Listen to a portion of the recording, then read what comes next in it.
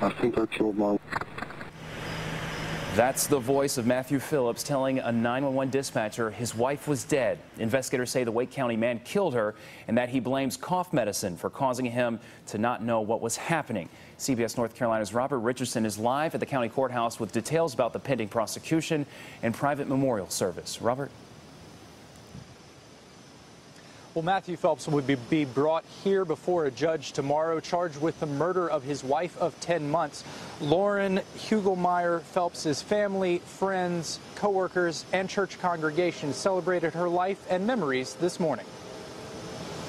Lauren Hugelmeyer Phelps frequently volunteered with the children at her church, Hope Lutheran. It was the site of her wedding last November and for her funeral Monday. Her obituary makes no mention of her married name, Phelps. 28-year-old Matt Phelps is charged with a murder in an incident he claimed he didn't remember. I had a dream, and then I turned on the lights and she's dead on the floor. Officers and paramedics rushed to the Phelps' home, but could not save Lauren. Matt Phelps stayed on the line with the dispatcher, describing details of what he saw when he awoke. I have blood all over me, and there's a bloody knife on the bed, and I think I did it. Phelps told the dispatcher he took some cough medicine and said he consumed more than he should have. Because I know it can make you feel good, so a lot of times I can't sleep at night.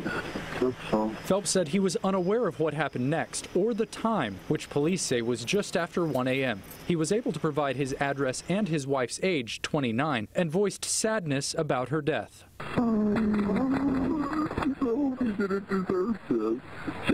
Why? The dispatcher talked Phelps into opening the front door as officers arrived, and he surrendered into their custody. Matt Phelps spent the weekend in the Wake County Detention Center with no bond. He's scheduled to make his first appearance in court here at the Wake County Justice Center tomorrow. Reporting live in downtown Raleigh, Robert Richardson, CBS North Carolina.